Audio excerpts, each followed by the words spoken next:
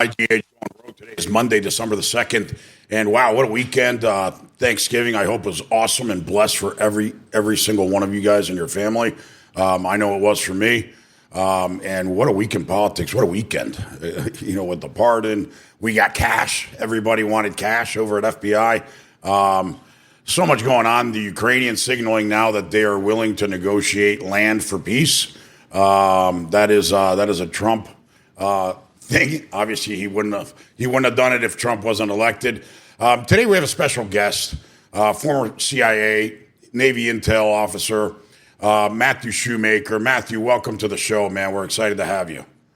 Pleasure to be here. It was DIA, actually. DIA. I liaised with CIA from time to time, but Okay, yeah, gotcha, totally get it. Gotcha. So, well, there's so much to talk about, man. I guess why don't we start with Kash? What are your thoughts? I'm actually really excited about it. Since you play in the intel world, Yep. what do you think that means to the FBI, to the intel world in general, right? Yeah, so I think, like I said, I'm super excited to have Kash in there. Yeah. I really hope that he's able to sail through the nomination process. I have my own thoughts in terms of whether or not it's going to be smooth sailing through there. But I think, if I had to put some money down on it, I think he'll get through.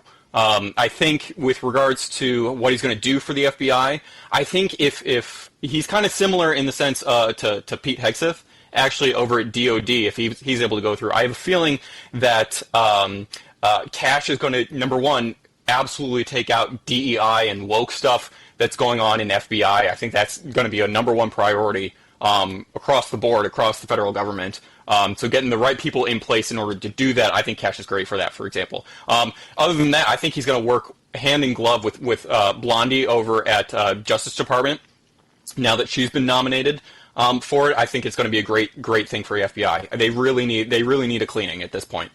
Yeah, 100%. I think Pam over at as AG is going to be awesome. She's obviously got a proven track record. She did great at here in Florida. She did great, defending the president on the impeachment stuff. She's just awesome. She's great. And I think she's the right person to do the job, frankly. I never thought Matt Gaetz was a real choice. I thought that was kind of like to spook the shit out of everybody, because Matt's always been talking about he's running for governor. He was saying he was running for governor, and then, up until like the Friday, and then Monday he gets, he's going to be the AG, and I was like, well, that changed really quick. So I think that was Trump playing a little bit with the establishment guys over at the in Congress and the Senate, and trying to spook the media really. But he certainly got their attention from that. Oh, he did, right? I mean, everybody was pulling out their hair. Mika was lighting herself on fire. I mean, Jesus Christ.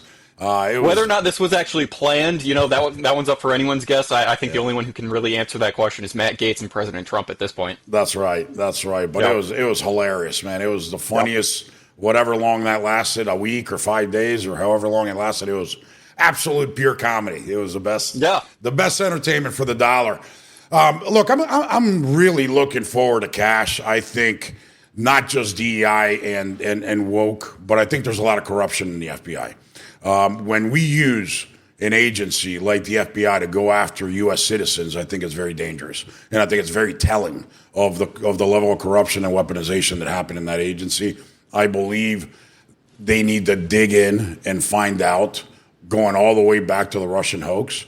Going back even further, if you listen to Patrick Byrne's story, the founder of Overstock.com, right? If you guys haven't seen his docuseries, you should. It's enemywithindocuseries.com. He talks about how he was used by or approached by the FBI, to do certain things, including setting up an $18 million bribe for Hillary Clinton, and how all those characters ended up being the people behind the Russian hoax. Peter Strzok, McCabe, the other guy, Comey, et cetera, and it's pretty crazy how it all ties in. But look, I think there's a lot of things that he's going to have to do over there. I think he's the right guy. He's talked about it. He's been very public about what he would do.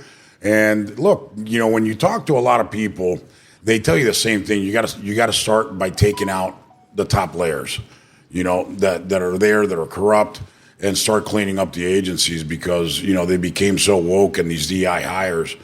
Look, I think, you guys at the Pentagon are going to have tremendous amount of cleaning to do as well. I think, I don't know if Peter is going to get nominated or not. If he's going to get confirmed, but whoever goes in there is going to have to clean that up because that's a fucking shit show, right?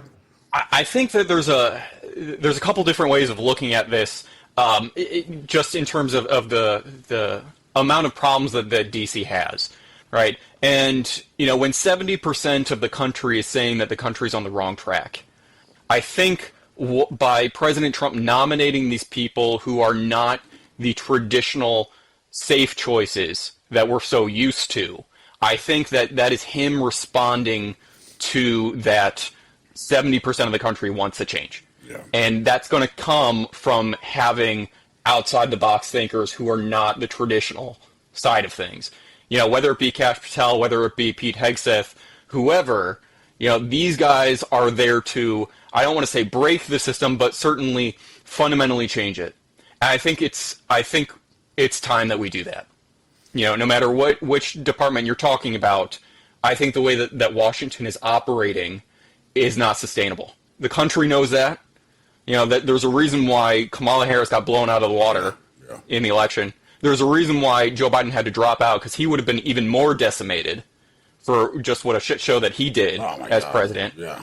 Absolutely. So, the way that Washington operates, you can look at, you can just say, the way that we frivolously spend things and the way that Congress appropriates funds to all these departments, and yet we claim to have these laws of, against waste, fraud, and abuse, and yet billions of dollars are spent in the last couple of weeks of the fiscal year because they have to spend the money, otherwise they lose it. Yeah. The way that DC operates is broken, and nominating these people who are outside the normal traditional route, I think it's what's necessary at this point. Yeah, 100%. So there's an office inside DOD called the Office of Net Assessment. I don't know how familiar you are with it, but there's a lot of things that point to that office, and there's a lot of people, I don't know if it's conspiracy theories or not, that claim that it is an office that has accountability to nobody and runs its own operations, runs its own things, and was behind a lot of this Russian hoax stuff. Senator Grassley in his report, said that Peter Strzok had been going and having meetings at the Pentagon with the Office of Net Assessment. How familiar are you with this office, or is this something that is not in your wheelhouse? So I'm familiar with it in the more high level 50,000 foot sense. In theory, it's meant to deal with net assessments, general assessments with regards to military capabilities of various different countries. In theory, that's its broad sort of brushstroke in terms of its remit. If that is its only remit, I actually find that rather comical, because there are so many different other departments, not just in DOD, but government-wide, that also tracks that sort of thing. So there's a whole lot of overlap. So, if there is a conspiracy theory regarding it, there is at least some semblance of truth probably behind it, because its only remit cannot just be tracking, counting the beans, if you will, of other militaries around the world. It's got to be something more. So there's probably some element of truth to it. How familiar or how deep it goes is anyone's guess at this point. Yeah, I'm bringing in some experts on that are supposedly going to whistleblow. So I'm dying to hear it. I'm dying to hear some of the stories. Apparently, it's very complex. Apparently, I'll have to tune in for that one myself. They apparently, from what I'm hearing, is they put strategies together on how to topple and overthrow other governments as well, and how to supposedly there's a lot of overlap in the DoD that does that, but sure, right? So could that be used internally? I don't know. Who knows? Maybe it was used here. It's certainly something that Doge can go after and see what is the waste part of it, and whether or not it could be folded into another agency or department in DoD. Well, that's what I understand has been pushed that way. Is, hey, you know what? You guys need to take a look at this. You guys need to grab some people. Trustworthy NSA guys to walk in, walk out the other guys, make sure nobody changes or does anything with the servers, and go back 10 years and find out what they've been doing, right? So I think RFK was the one that tweeted out a couple of weeks ago. I think he said it to people at FDA, saying, "Save your receipts, save your files, and pack your bags." yeah. Yep. Hey, it's going to happen, man. This is going to be, Yep. you know what, Matthew, it's a, like so many people have said, and actually, we've had a bunch of Intel guys here a lot, and they all say the same thing. This is a historic moment for the country. It's a historic moment, where there's a mandate to actually come in and clean up government. Will they be able to do that? Can they do that in 4 years, assuming they don't lose control in the midterms, right? Yeah. Look, I think it's gonna be interesting, man. But that's why I think they got to go in this as fast as possible and super aggressive and beat the clock, right? Well, I'll tell you one thing, and this is particular to Pete. What Pete Hegseth is gonna face, assuming he gets in, because he's not from the traditional route of DoD defense secretaries. He doesn't come from a traditional military background either. He was not a flag officer. He didn't come from any of the trade schools. He didn't come from West Point. He didn't come from Annapolis or anything like that. One of the problems that he's going to face is that, especially when it comes to the flag officers, they pull rank and they protect each other very quickly, very quickly, especially the trade school ones. Which, from reports that I've seen, suggest that President Trump is going to be, creating a panel, if you will, of former senior NCOs and former flag officers to evaluate the current set of 2, 3, 4-star generals and admirals, sort of thing, whether or not they need to be retired or at least reassigned, if you will. So that I think would be putting the teeth in the gloves more than anything, because Pete Hegseth gets in there by himself, not having those traditional connections, not necessarily knowing or having any allies in DoD like that at that level. I think he can run into some problems real fast. So he's gonna need some help in there. Yeah, and well, you know this, but a lot of foreign governments, when they get a new president, what the new president does is immediately wipes out all the generals, and sends them all to retirement and brings in his promotes his colonels or whoever they have to make sure that he's protected. I don't think that would work in this country, right? I don't think Trump can come in here and just fire all the generals and say, okay, we're going to handpick colonels to promote. I don't think that could work, right? And it's probably not wise to do that. Yeah, you don't. Not everybody. You don't want to do that. You don't want to just throw the baby out with the bathwater and just do a complete clean sweep or anything like that. Stalin learned that the hard way during World War II. Yeah. When he did a clean sweep of that, and then the Germans invaded, and no one knew their head from their ass on the Russian side, and they got their butts kicked up until I believe it was Leningrad. Excuse me. That was, a lot of people died in the process. So you don't necessarily want to do that all the time. You want to find out who is going to be there to get the job done, and who there is more a politician than a military leader. Yeah. That's really what you want. If I were Pete Hegseth, I would tell him to find as many recently retired 06s, so full birds, more than anything, those that didn't make it to the general or admiral side of things, and find out what he doesn't know. Because you don't know what you don't know, and you don't know who you can trust necessarily. So he should be talking to as many full birds, as many 06s as he can, because they're the ones that oftentimes get a lot of the stuff done. The ones that don't get promoted to be a 1-star, oftentimes we're not able to play the political game as well. And at this point, we don't want military leaders playing political games. We want them getting the job done. So that's what he should probably do if I were him. Yeah, do you think he's going to get confirmed? I mean, they are going after him, man, with everything they got, huh? Now they're saying that the mother apparently said, some email that, you need counseling or you need to get help. You're a freaking wife beater or woman abuser or whatever. Right. And nobody has the email, but, everybody's repeating that. And, and apparently somebody got a hold of the mother, and the mother said, no, that's not true, so. Yeah, putting my political hat on. Because these Senate confirmation hearings are not just based on what are your credentials. It's also a popularity game. Yeah. Right. I think that what they're doing right now is certainly going after the personality side to make him so detestable that you wouldn't want to vote for him if you were a senator. Right. I'm of the opinion. I genuinely don't know what to think of the man. Personally, I've never met him before. All I see is what I get from reports, and you got to sift through. It's what I did as an intelligence officer. You got to sift through what you have, and you don't know what you don't know, and you sometimes know what you don't have, and so you try and you get a feel for what's in there. I genuinely don't know what to think of the man. I lean on the side of I want to give him a shot. Yeah. Because I think, especially when it comes to DEI and woke stuff, that will be his number one thing that he roots out of DOD. And if that is the only thing that he does, he will have done a wonderful service to the country.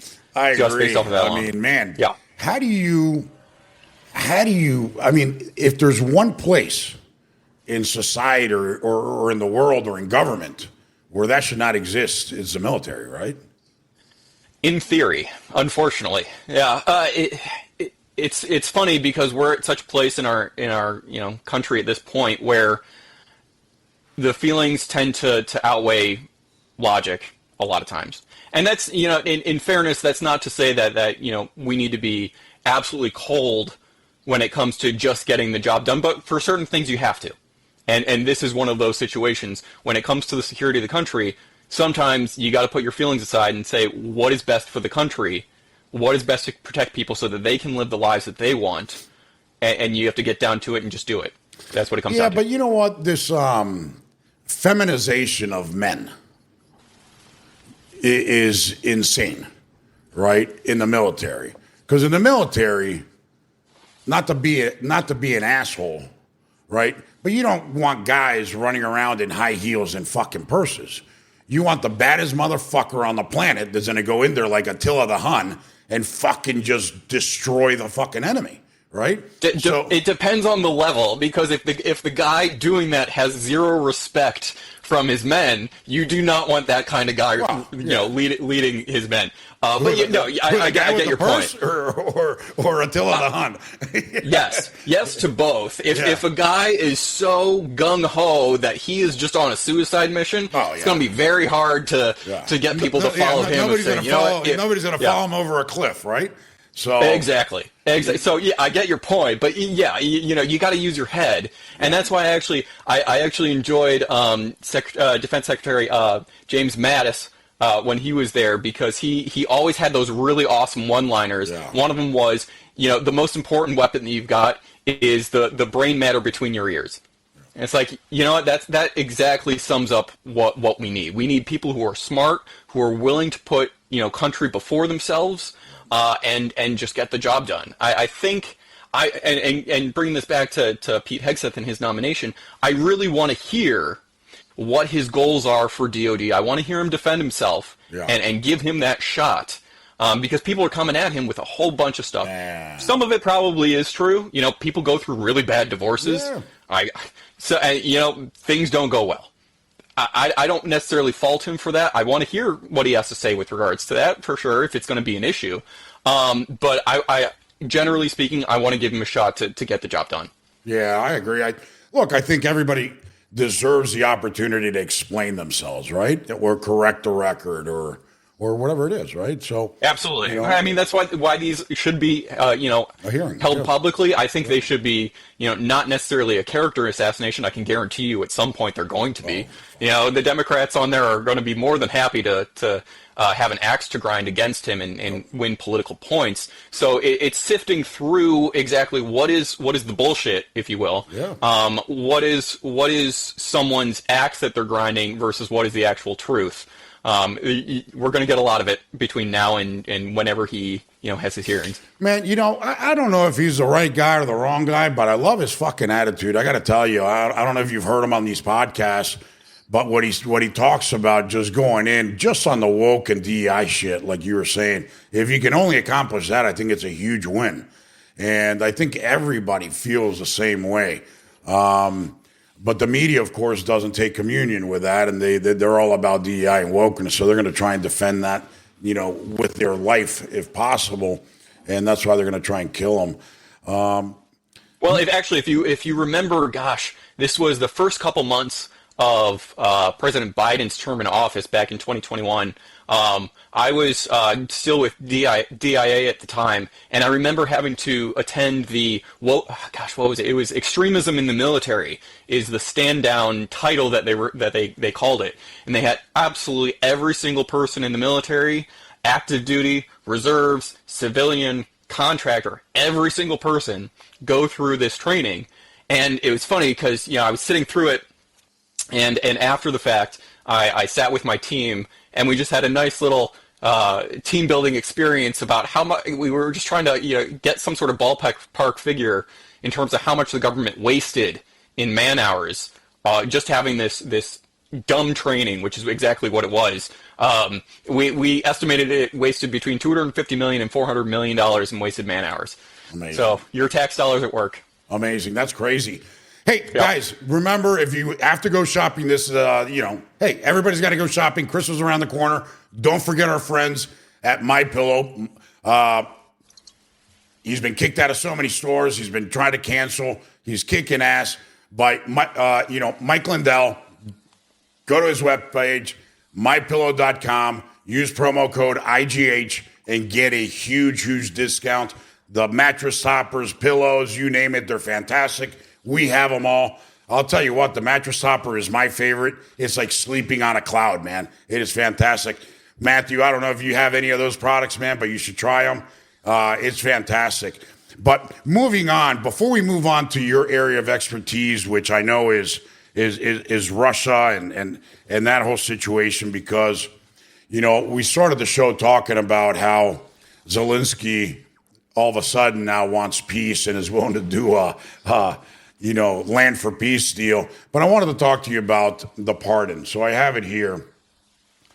And it says, be it known that this day, I, Joseph R. Biden Jr., President of the United States, pursuant to my powers under Article 2, Section 2, Clause 1 of the Constitution, have granted unto his son, Robert Hunter Biden, a full and unconditional pardon for those offenses against the United States which he has committed or may have committed or taken part in during, holy shit, dude. I mean, it's like, during the period of January 1st, 2014 through December 1st, 2024, including, but not limited to, all offenses charged or prosecuted, including any that have resulted in convictions by Special Counsel David Weiss in docket right, California. So it's, if you know about it, don't know about it. If we do know about it or find out about it later, he's pardoned, done. And that's huge because, I said this yesterday, and everyone's like, "Oh my God, he's such a bullshit artist." He said he wasn't. Dude, that's not the issue. That everybody knew it was going to pardon him. First of all, it was a ploy, so they couldn't say, "Well, Trump is a political persecution," because look, Hunter Biden, that was a total bullshit. But the reason this pardon is so key is because it takes all of a sudden Joe Biden and his brother out, right? Because if they keep on investigating and they find out about the big guy and all these other scams and deals and they keep on digging, it's going to uncover a lot more shit. But now since he's pardoned, why are you investigating him?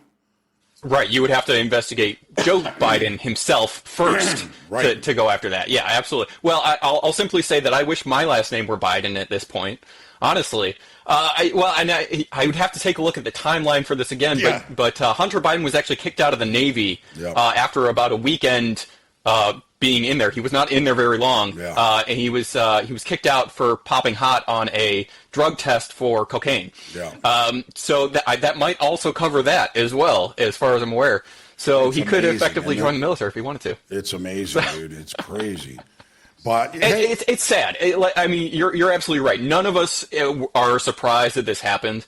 I don't think anyone who's not been living under a rock is surprised at all. I think that it's sad. Let's put it that way. It's sad because this, for the past year and a half, Joe Biden flat out said to people, under no circumstance am I pardoning this guy. Right. Am I pardoning my son?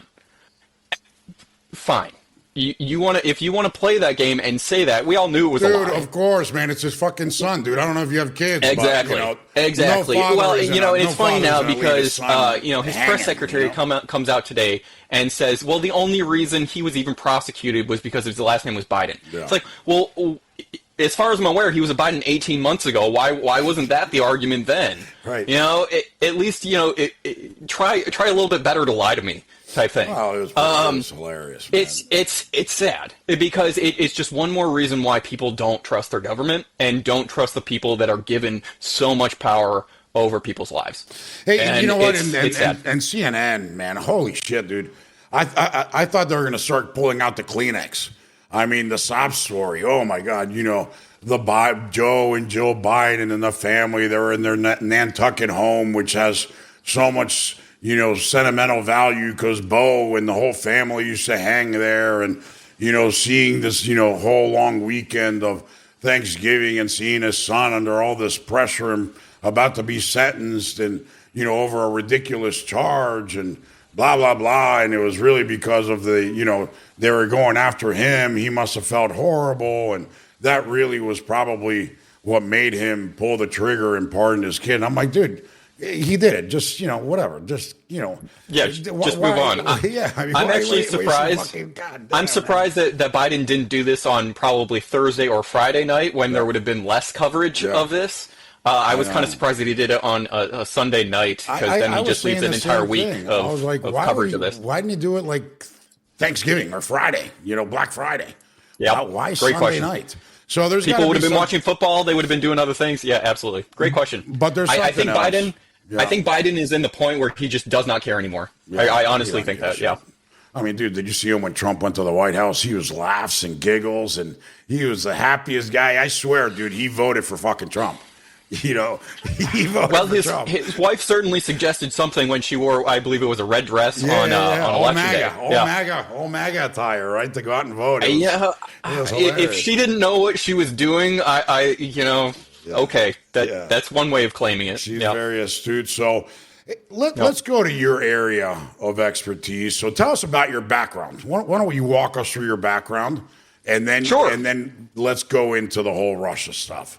Yeah. So long story long, I did my PhD work from King's College London in nuclear war strategy. About 10 or so years ago now, back right before Russia invaded Ukraine the first time. That was a lot of fun because people were like, "Why are you studying that? That's passé at this point." And then Russia invaded, and people all freaked out.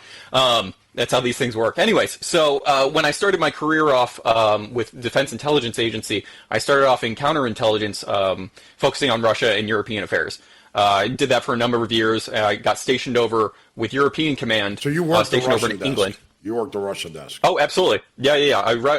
They kind of move you around depending on the needs of it, but I was usually Russia focused, whether it be I was on the Ukraine desk, on the Russia desk. It was always Russia focused type thing.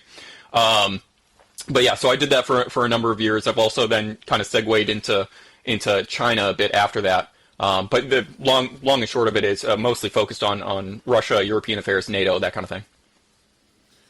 So tell us about Russia and Ukraine. How did that happen? Why did it happen? Walk us through, and then tell us why all of a sudden the change of heart from Zelensky. Yeah, so there's another number of reasons why Putin decided to do this. One of which is certainly because Joe Biden is weak.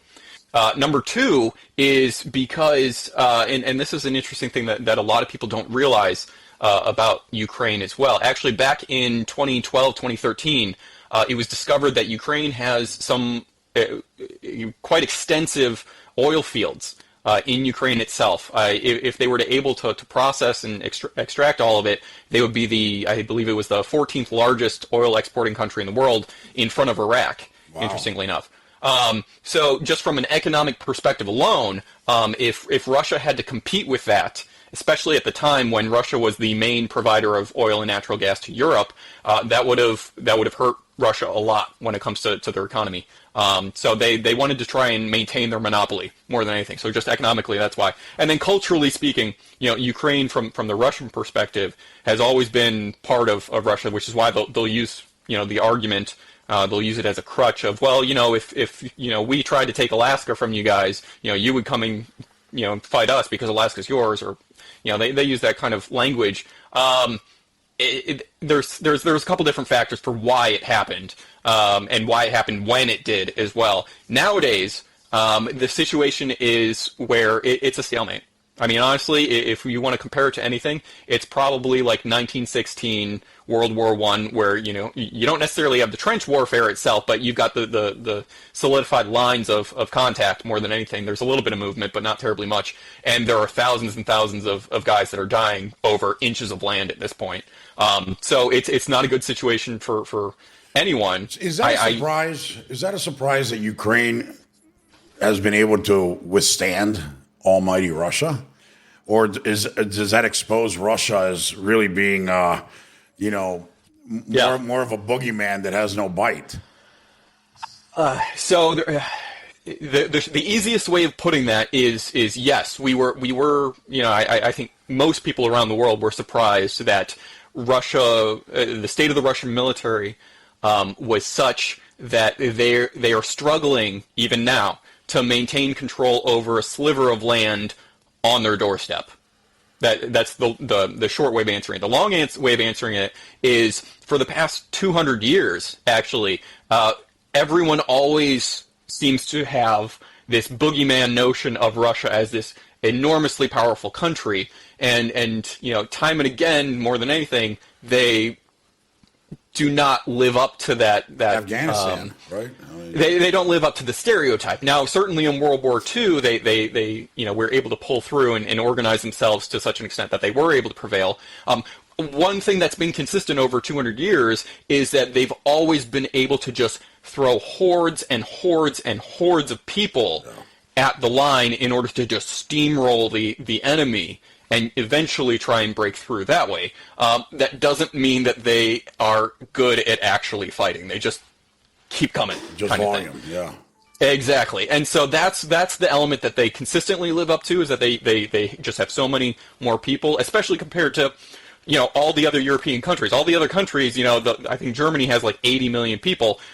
Russia's more than twice that sort of thing. And, you go down from Germany, all these other countries have, 20 million, 10 million, 6 million. Like, they're not able to compete against just these hordes of Russian troops that are coming at them. So for Ukraine to be able to stand up the way that they have is certainly admirable on their part. And, if I were in their situation as well, seeing those Russians come across and seeing the way that the Russian military and the Russian government treats their people, I wouldn't want to be part of them either. So I get where they are. Their political leadership, I think, at this point needs a refresh. Let's put it that way. So more than anything. as being intelligence, working that Ukraine desk, I'm going to ask you a point blank question, and if you don't want to answer it, that's okay. But I will answer what I can. Yep. That doesn't get me in prison. That's what I was going to say. Make sure you don't release anything that's still, confidential or that'll break that status. But what you can share, all this talk about corruption, all this talk about, everything that's been said about Ukraine. How true, how untrue, how true is it still today? Yeah. I'll give you a little bit more of a nuance, a little bit longer answer. Yeah. But the short way of putting it is they're aware of it.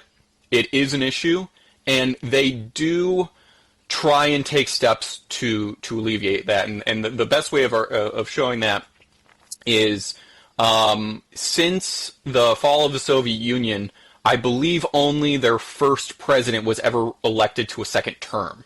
Every president they've had since then, I think, have only lasted about one term because they promise that they're going to get rid of corruption. They don't, and then the people vote them out. So from that perspective, they at least are making the attempt to try and fix things, right? Versus, you look across the border in Russia, and they've had 2 presidents ever since the fall of the Soviet Union, and there's no attempt whatsoever to root out any corruption at all. So from that perspective alone, I have to say, they're aware it's an issue. In all honesty, when Zelensky first came in 2019, he did a lot to try and get rid of corruption. So it's still an issue. So you don't think he's the good corrupt himself? I will legitimately say I don't know.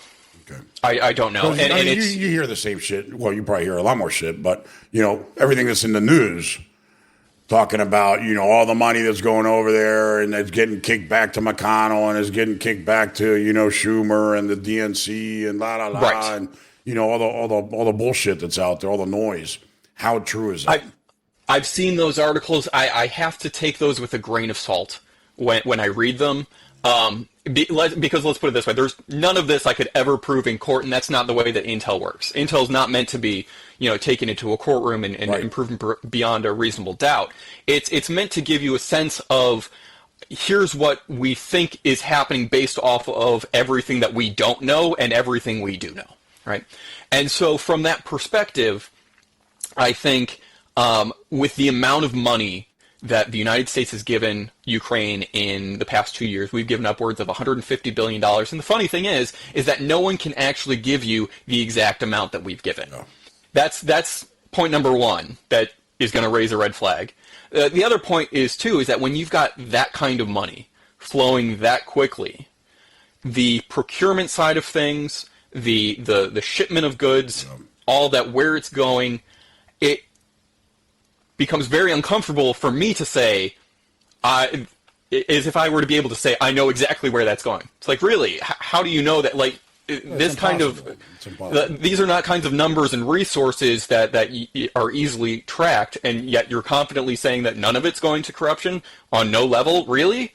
Dude, how do you know that? I'll give you a stupid example. Yeah.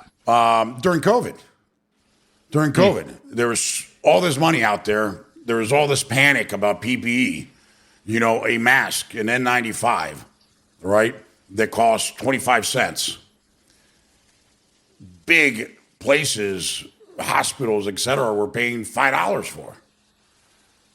So yeah, if it happens here in a moment of panic, what do you think is going to happen in a country that is historically known for corruption in the middle of a war? And there have been plenty of news reports even coming out of the Ukrainian side, and the Ukrainian press has reported it when they find it out, interestingly enough. So for example, they had a recruitment problem with corruption where people would pay off the recruiters to not have to draft them into the military. And some of the recruiters became extraordinarily wealthy because of it. And they were, at least in terms of these news reports, they were caught and they were prosecuted, the government certainly said, oh, we took care of it. It's like, okay, well, I certainly hope so. In this case, you did. What else, don't we know is going on type thing? And I think in this sort of situation, since we are their benefactors, we have the absolute right to ask them, exactly where this money is going. We're the ones doing you the favor here, kind of thing. So I think the kinds of resources that we've given them, I'm very uncomfortable with how quickly we've done it and the way that we've done it. I really disagree with the way that the Biden administration has conducted this more than anything.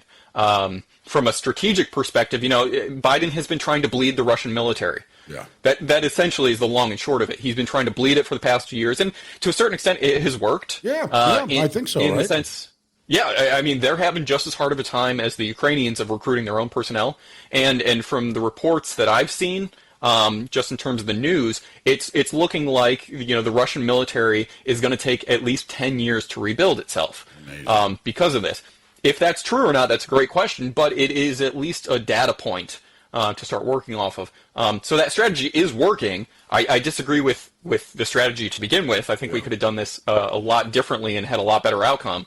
But that's at least from my perspective the way that he's tried to conduct this. But Russia continues to be a threat, even if their military is decimated and they suck. They still have nukes, and a lot of them. Well, yeah, exactly. Yeah. No one. Let's be honest. No one in the world would pay attention to Russia if they did not have the largest nuclear arsenal in the entire world. Yeah. They have an economy that's the size of the country of Spain. Or put another way, it's the size of the state of Texas. Texas's economy is the size of Russia's economy, sort of thing. So, this is not a powerhouse of economics. You never hear anyone say, "Oh my gosh, I need to get the latest computer. It came from Russia." Right. These things don't happen. It's people only pay attention to Russia because they have nukes and they threaten to use them. Yeah. That's all. That's crazy, man. So, Yeah. What caused this change of heart in Zelensky? For this particular instance, it certainly is Trump. Absolutely. Trump has actually, from what I've seen, been quite clear that he wants a resolution to this, and the way the stick in terms of the carrot and stick approach that he's using from the Ukrainian side is, if you don't play ball and try to negotiate, then I'm going to turn off all of the spigots. I'm turning off any resource that we're giving you. Good luck if you want to take that choice. And on the Russian side, he says to President Putin, if you don't come to the negotiating table, I will absolutely flood Ukraine with absolutely anything that they would ever want to their heart's content, type thing. So, that's the kind of business approach that gets the job done. Yeah. It gets people's attention, and it brings them to the table.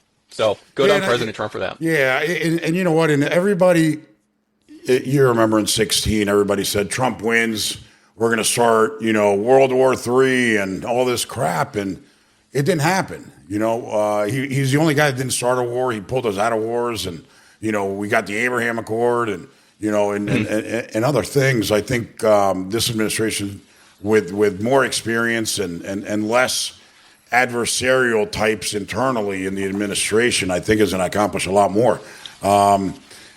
We saw, what was it, the night of the election or the next day, Hamas calling for a ceasefire? Yes.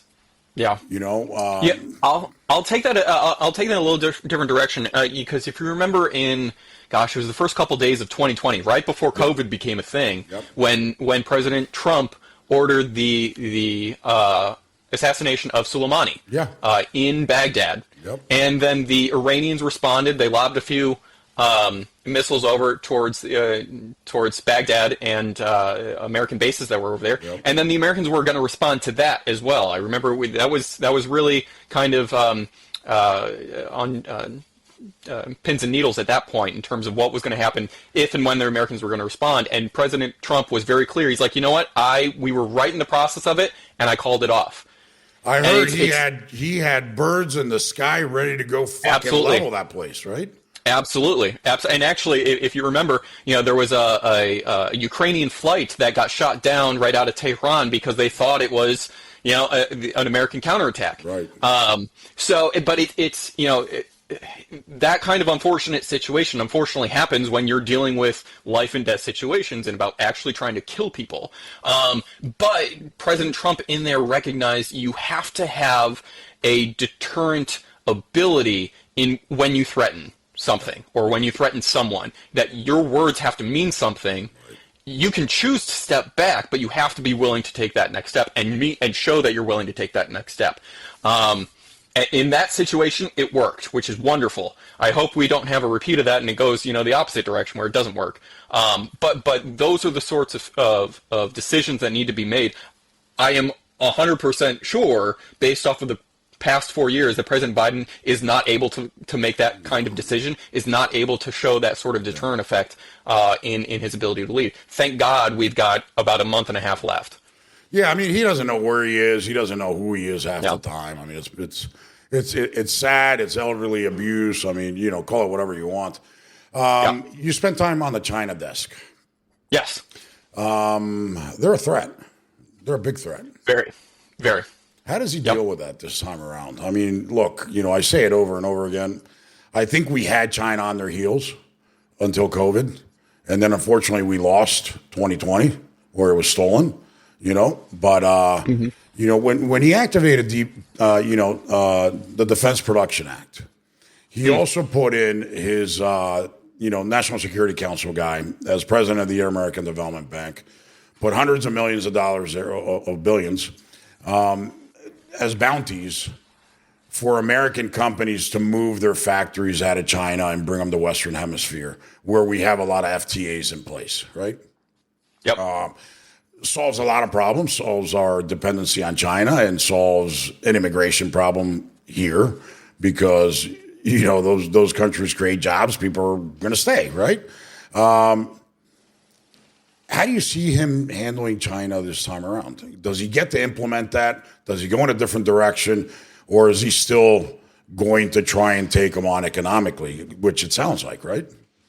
Yeah, that seems to be his first approach right now is dealing on the economic side, and that, to be honest, from what I could see, it makes sense in the sense of I think in the next 5 years or so, I think I read a report saying that China will make up 50% of global exports in terms of the export market. 50% of all products and goods and such is going to come from China.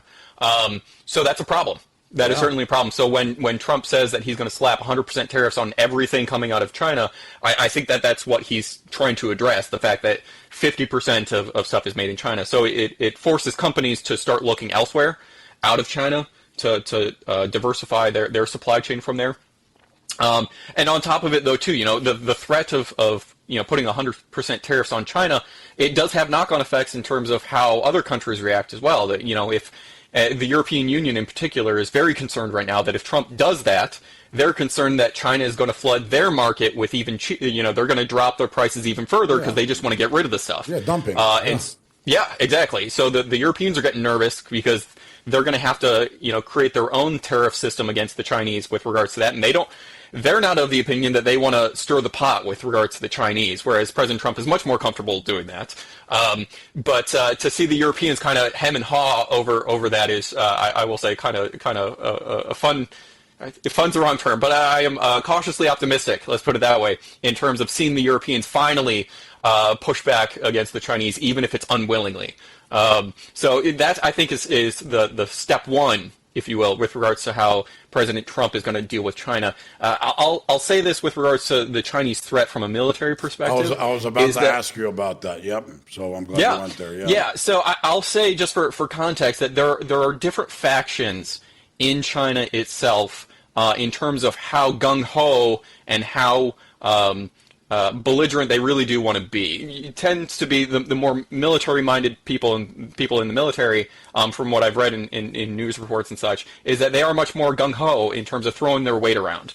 The cooler heads, from my understanding, in the Chinese government are they try to tamp that down by saying, you guys have never actually been in battle yourselves, personally speaking, so it's really easy for you to say, let's go kill them if you've never actually fired a weapon in wartime before. Because the last time that the Chinese actually ever fought a war was 1979 against the Vietnamese for a hot second. So here's a great question that everybody in the fucking world wants to know. Yeah. All right, and what better than hearing it from a fucking intel guy, right?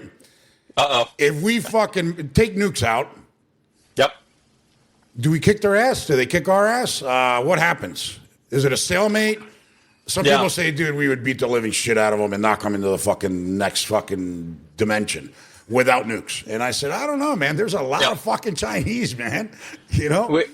One thing I learned quickly as an intelligence officer is you tend to deal a lot more with probabilities rather than certainties. Yeah. So what I will say is I would put my money on the Americans. Yeah. Yeah. I would certainly put my money in them. And the reason I say that is because much like, when it comes to the quality of Chinese manufactured goods, same thing is true with regards to the quality of their military equipment. It's not great. Good. So whether or not it would actually work is a great question. That tends to be a problem. And I love how you say that with a smile, because it's going to give a lot of people a lot of comfort right now. Good. Well, I mean, because we're so used to the way that the media talks of this, and I don't want to belittle the issue because they are a threat. It would not be a good day for the United States. I will certainly tell you that. People would end up dying and losing their lives. It would not be a good day, but I would put my money on the United States to win. That's probably the best way of putting it. And the reason I say it isn't just because of that side of thing, but there's a number of different factors. And I think we, to a certain extent in the United States, have sort of drank our own Kool-Aid in terms of how concerned we are about the Chinese. We've kind of created a little bit of a 10-foot monster with regards to them because they have a lot of similar issues. They've got some of their own particular issues that they have to deal with. when it comes to things like infighting, when it comes to the quality of their soldiers, when it comes to the quality of their officer corps. There's a lot of corruption in their officer corps. I mean, we've got our own issues. Talk about Mark Milley, Joint Chiefs of Staff, talk about whoever you want. We've got our own issues. They've got some that I would argue is much worse than ours because there's so much corruption. They buy their promotions a lot. It's based off of who you know, who your family is, that kind of thing. So there's a lot of issues that they have. So if they want to have factions in there that want to, start a hot war or something like that, that's to their detriment more than anything. That's amazing. So that's good. Yeah, because and the reason I was asking you this is for the following. China gave Biden a direct threat and said, stay away and don't interfere with Taiwan. That would have never happened with Trump. So what you're referring to, and it hasn't. It never happened, right? Well, so I believe the Chinese said that. I think it was about 2-3 weeks ago or so. After the election, right after the election. Yeah, exactly. Right after the election. Yeah. Right after the election. And from what I gather from that, what I read from that was actually it wasn't that they were actually speaking to Biden. They were actually speaking to Trump more than anything. That's how I interpreted that. That's what I saw. I was like, wait a minute, but Trump just won. Who are you really talking to, right? Right, and that's the thing when it comes to diplomacy. Are you really trying to fucking tell Trump to fuck off? It's that is a choice that the Chinese seem to have made.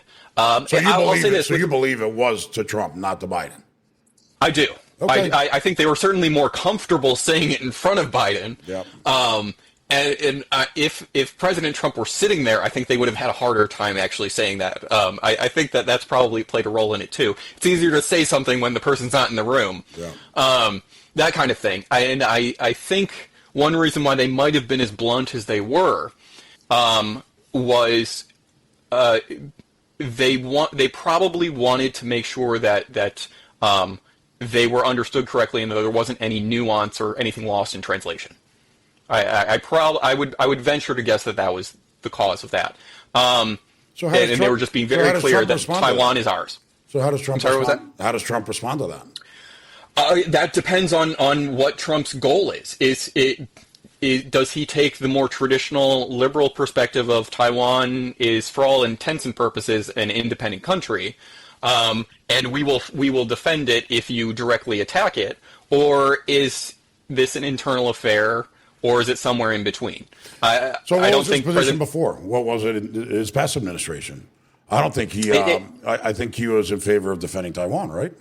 It was more along those lines, I would say. And Taiwan has always been an issue for the past 50 some odd years or so since we opened up. Since Nixon opened up China to the United States, and we recognized the government in Beijing as opposed to Taipei. So for long periods of time, you kind of just live and let live, and as long as no one rocks the boat, no one's gonna push back or anything like that. I think since COVID and the role that Taiwan played now, especially that they got TSCM, the big chip maker. I was about to say, the majority of the fucking chips are made in fucking Taiwan.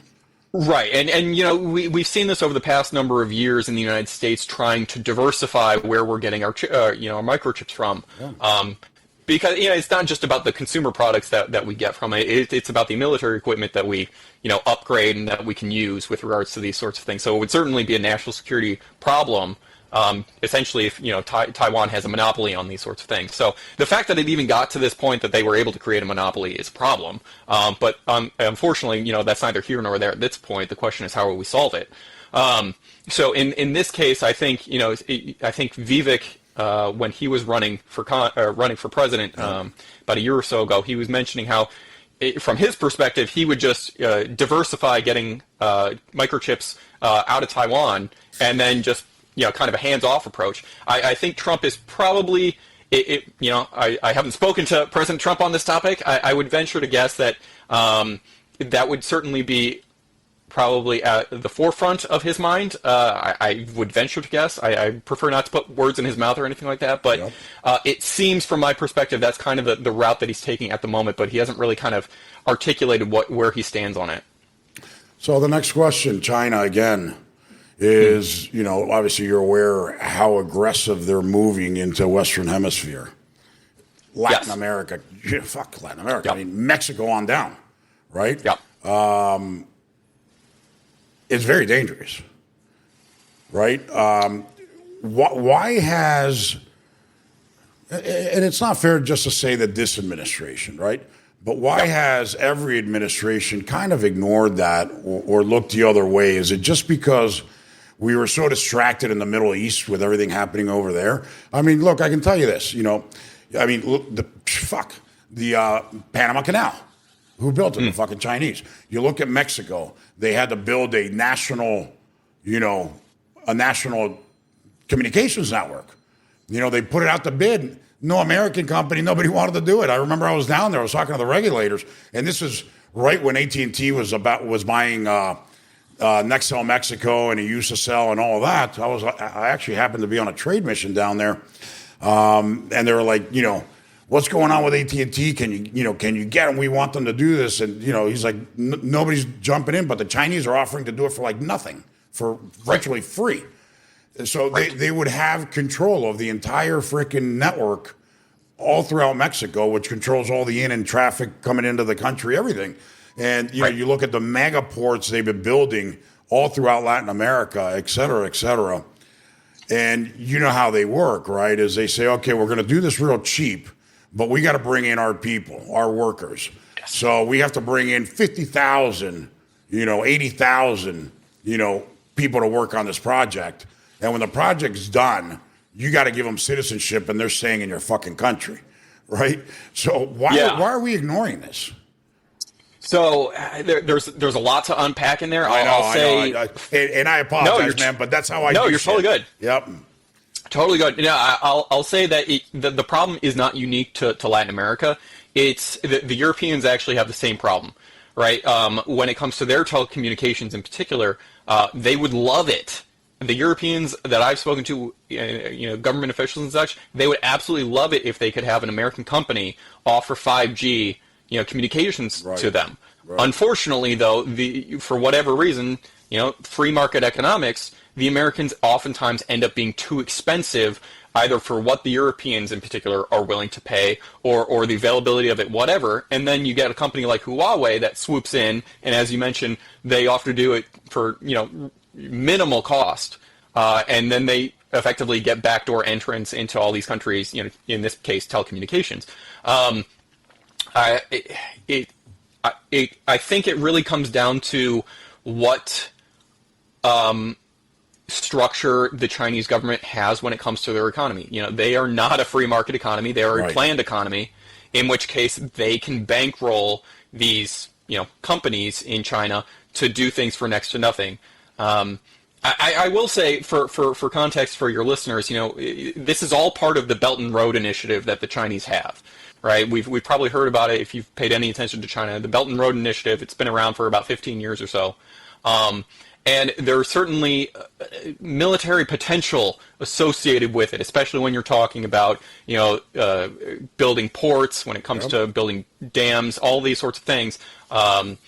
They have military potential, but generally they're civilian use. But one element to the Belt and Road Initiative from a Chinese perspective and Chinese governmental perspective... Explain to the audience what that means. Which part? Their initiative, right? The Belt and Road Initiative. The Belt and Road Initiative, from a Chinese perspective, the Chinese government creates all of these. Essentially, these are either trade routes itself between two different countries, China being the home country, of course, and whatever country you're talking about, or sometimes it'll be that the Chinese will rebuild infrastructure or put in infrastructure more than anything to whatever country they're dealing with. And it's just part of these agreements and negotiations that they have when it comes to economics. They call it the Belt and Road Initiative. It doesn't necessarily mean that these are all trade routes per se. But so let's take, for example, the Chinese are very active in Africa, for example. And one of the things that they negotiate with the various different countries in Africa is that they'll put in, let's say, a highway or so. And what it does for the Chinese, and as you mentioned, you're 100% right, where the Chinese say, you will use our workers. right? Whether or not the workers that they ship over end up staying there, that's a little bit dependent on the particular situation. But generally speaking, the Chinese workers go over to that particular country, and they use Chinese cement, they use Chinese lumber, they use Chinese equipment. Everything comes from China in order to spur their own home economy. Right. So their cement factories are in business. So their timber factories are working overtime, and it's ginning up work for them. Yeah.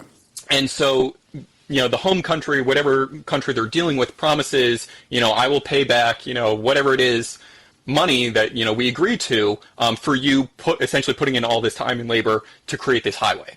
Now, in theory, the putting in that highway is going to pay for itself eventually, just in the amount of revenue the country itself is able to generate now that they have trade, whatever, easier transport, right? And so they can pay for it that way.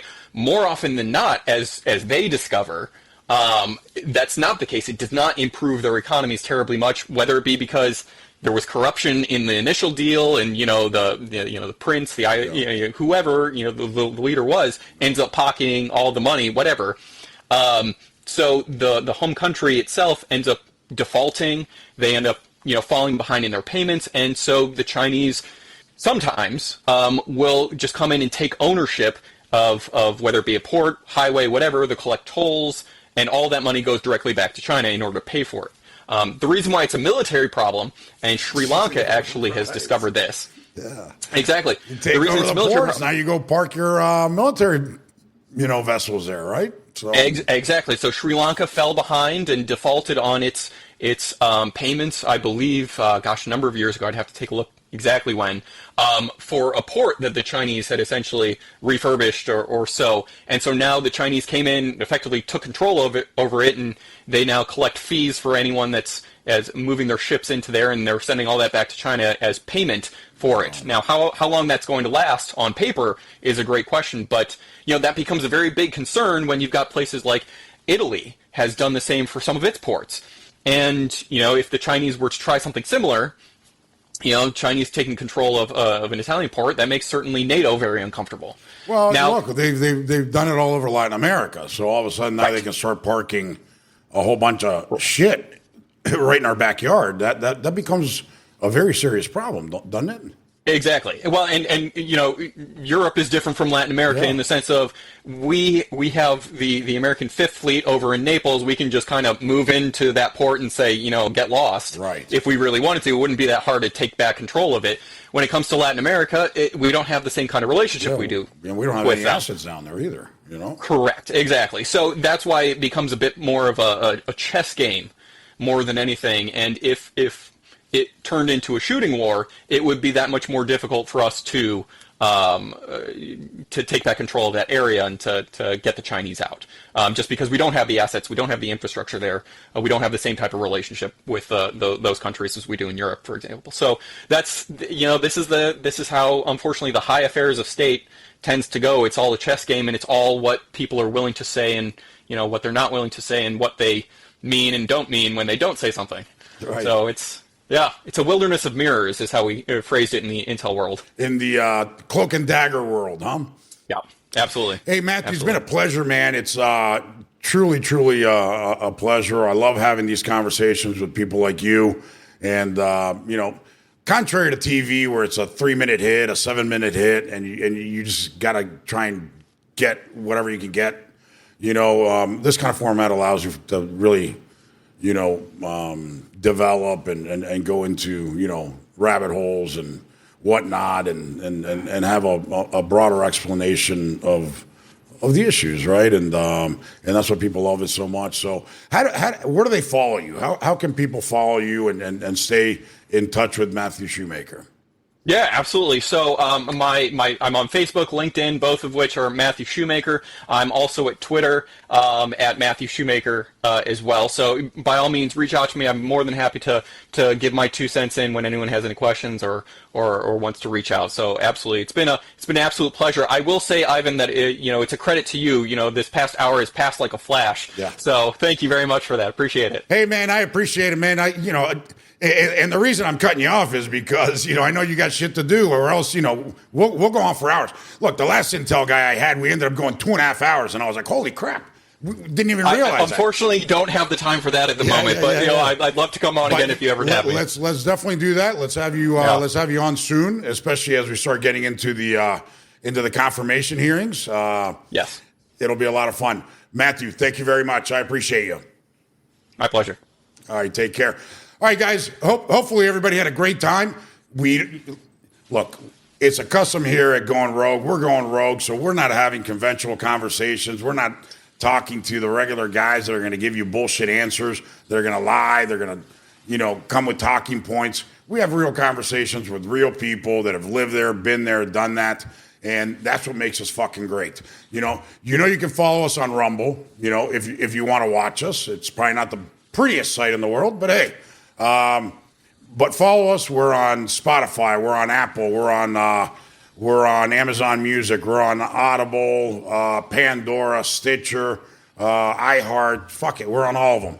So, choose your favorite app. Click it, download it. It'll automatically download. Set notifications. It'll alert you every time we have a new podcast. And we'll see you tomorrow, man. We have a great fucking guest tomorrow. You don't want to miss it. Take care.